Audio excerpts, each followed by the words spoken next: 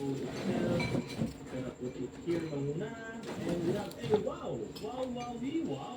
We have a 100 watts brick designed by Xiaomi. We have still, it's a USB-A to USB-C cable. As you can see here, kitang-kita naman guys natin right now yung mga specs.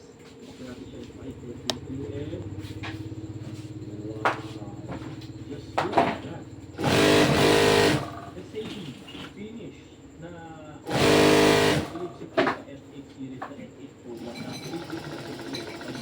so, unang hawak ko pa lang dito, agad na hindi siya definitely mukha or feeling na mid-range eh. Kasi glass back, a metal frame, a very clean design, and meron pa siyang racing aesthetics. At the first glance, it looks like a 30,000 to 40,000 phone. And yes, IP68 water resistant pa. So meaning, hindi ka nakabado kahit mabasa, nagkukulit ka, nalagay mo ito nasa bike ka, or nasa beach ka, or even other types of accidental flash.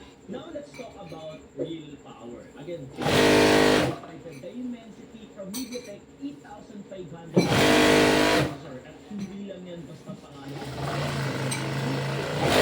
LPDDR5X RAM, a UFS 4.1 storage, and up to 3.4 GHz of clock speed. So, anong basically meaning nun for basic users? Basically, sobrang base case ng cellphone na to. Mga application, pag-click mo, instant outage agad. Multitasking switching, wala po siyang magiging lag na experience. And ang pinaka-importante, of course, the reason why you are buying Poco is because of this is actually where it shines. Because may kasama pa siyang Poco 3 cooling system.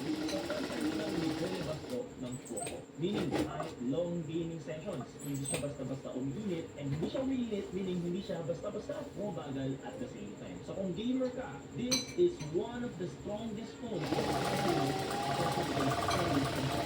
Now, ito yung isa sa pinaka-underrated feature ng Poco X8 Pro, which is the display. It has a AMOLED screen technology, 120 Hz. Pinaka-ulipid, it has an HDR10 Plus rating color profile. Pero ito yung pinaka-wild guys ha. As in, this screen can go up to 3,500 nits peak brightness. Meaning guys, kahit literally this summer, sa tinik na araw mo siya gamitin, magiging clear pa rin yung screen niya sa mata mo. 480 Hz touch time. 560 Hz instant touch rate. So, aside pa sa 120 Hz refresh rate niya, this will be one of the most responsive screen you can have right now. Price range. Especially for gaming, that is super duper important. Pinaka-importante and at the same time, pinakamalakas the selling point ng Poco X8 Pro, which is the battery, of course. It has a 6,500 mAh battery with a tumataginting na 100 watts fast charging. Just imagine, 100